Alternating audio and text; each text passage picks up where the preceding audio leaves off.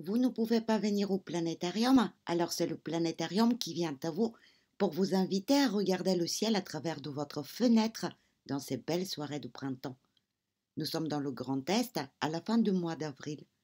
En regardant vers le sud, nous allons chercher le triangle du printemps, un trio d'étoiles brillantes qui ne forment pas une constellation, mais ce qu'on appelle un astérisme, c'est-à-dire une forme parmi les étoiles qui ne fait pas partie des constellations officielles. Nous allons nous servir du manche de la casserole et le suivre. On tombe sur Arcturus, de la constellation du Bouvier que vous connaissez déjà, et si on continue la courbure, nous voici sur Spica, la deuxième étoile du triangle de la constellation de la Vierge. La troisième étoile s'appelle Régulus. Elle fait partie d'une majestueuse constellation, le Lion, très bien visible en printemps. Il faut chercher dans le ciel une forme un peu comme un grand point d'interrogation à l'envers. La voici. En dessinant les traits de la constellation, voici ce qui pourrait être une souris ou un fer à repasser, mais non, c'est un lion. Dans la mythologie grecque, ce lion est le lion de Némée, réputé pour avoir la peau à l'épreuve de n'importe quelle arme, une peau impénétrable. Il sera quand même vaincu par Hercule, dont la figure est présentée également dans le ciel. Mais revenons vers Régulus, le cœur du lion. Situé à 79 années-lumière de nous, c'est une étoile 150 fois plus brillante que le Soleil.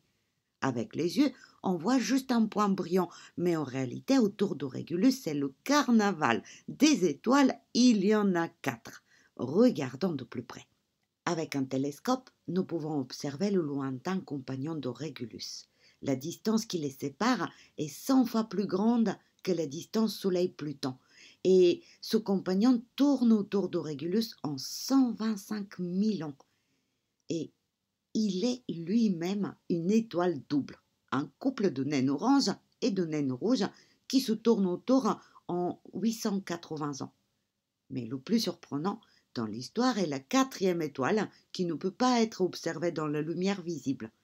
Elle est très très proche de Régulus, moins que la distance Soleil-Mercure.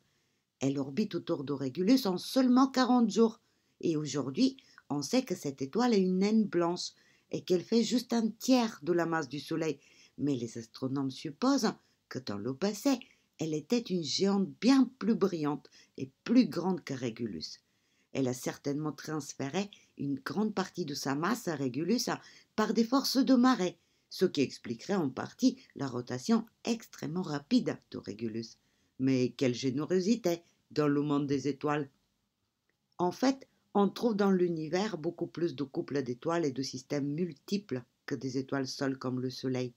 Voilà, à vous de retrouver le lion, Régulus, et d'imaginer le beau carnaval autour, car le plus grand, le plus majestueux des planétariums reste le ciel étoilé.